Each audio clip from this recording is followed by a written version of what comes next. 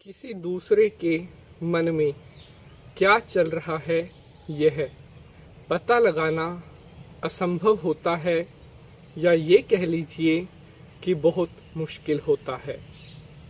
हाँ, कई बार हम सामने के हाव भाव से, उसके एक्सप्रेशन से या उसके बात करने के तरीके से थोड़ा थोड़ा जान पाते हैं कि ये किस लहजे में बात पूछ रहा है, या जो ये बात कर रहा है इसकी बात का क्या अर्थ हो सकता है।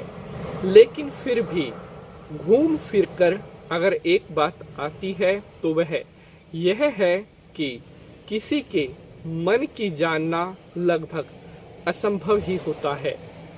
इसलिए हमारे शास्त्रों में कुछ ऐसी बातें बताई गई हैं जो आपके लिए जानना बेहद ज़रूरी है। अगर आप इन बातों पर गौर करते हैं तो आपके आने वाले समय में आपके लिए ये बातें बहुत लाभ दे सकती हैं। हमारे शास्त्रों में बताया गया है कि कुछ बातें ऐसी होती हैं जो हमें किसी को भी शेयर नहीं करनी चाहिए, चाहे कितनी ही ज़्यादा सुख की घड़ी हो, चाहे कितना ही ज़्यादा दुख का टाइम क्यों ना हो। कुछ बातें ऐसी हैं जो केवल अपनी आत्मा को ही पता होना चाहिए, अपने आप को ही पता होना चाहिए। इसके अलावा यहाँ तक कि परछाई को भी वो बातें नहीं पता होनी चाहिए। अगर आप चाहते हैं कि आपको किसी तरह का कोई पीड़ा ना हो, भविष्य में किसी तरह का कोई संकट आपको ना हो, क्योंकि जैसा मैंने एपिसोड के शुरू में बताया है कि अगर आप किसी को अपनी ये बात शेयर करते हैं तो आपको नहीं पता कि सामने वाला उस बात को किस तरीके से लेगा, उसके मन में क्या है। आज मैं आपको बताऊंगा दो ऐसी बातें जो आपने हर हाल में किसी को भी नहीं बतानी है, चाहे आपकी परिस्थिति कैसी भी क्यों ना हो, चाहे आपका टाइम कैसा ही क्यों ना चल रहा हो। ये दो बातें आपने कभी भी किसी के साथ शेयर नहीं करनी है। नमस्कार, मैं पंडित नितिन शास्त्री आप सभी दर्शकों का आज के एपिसोड पर स्वागत करता हूँ। उम्मीद है आप सभी अच्छे होंगे और माता रानी की कृपा आप सभी के ऊपर बनी रहे। अगर आप पहली बार पंडित नितिन शास्त्री चैनल पर आए हैं तो अभी चैनल को सब्सक्राइब करने के बाद घंटी का निशान ज़रूर दबा लें, जिससे आपको आने वाले हर एपिसोड का नोटिफिकेशन सबसे पहले मिलता रहे। तो चलिए अब भगवान भोलेनाथ को प्रणाम करते हुए आज के एपिसोड को शुरू करते हैं। नमः शिवाय। तो मेरे प्यारे बंधुजनों, जैसा कि आपने एपिसोड के टीजर में देखा है कि कैसी भी स्थिति हो यह दो बातें कभी किसी को नहीं बतानी चाहिए। तो सबसे पहली बात, पैसा। जी हाँ, आपके पास कितना पैसा है, चाहे आपके पास 1 लाख हो, चाहे आपके पास 10 लाख हो, आपकी सिक्योरिटी कितनी है, आपके घर तिजोरी में कितना पैसा है, आपका बैंक बैलेंस कितना है, ये बात भूल कर भी कभी किसी के साथ शेयर नहीं करनी चाहिए। क्योंकि लक्ष्मी का जो स्वभाव होता है वो बड़ा चंचल होता है।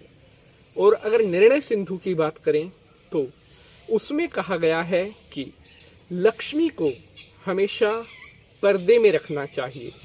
जितना ज़्यादा आप सौम्य तरीके से, शांत तरीके से लक्ष्मी को छुपा करके रखते हैं, पर्दे में रखते हैं, उतना ही लंबे समय तक लक्ष्मी आपके साथ रहती है।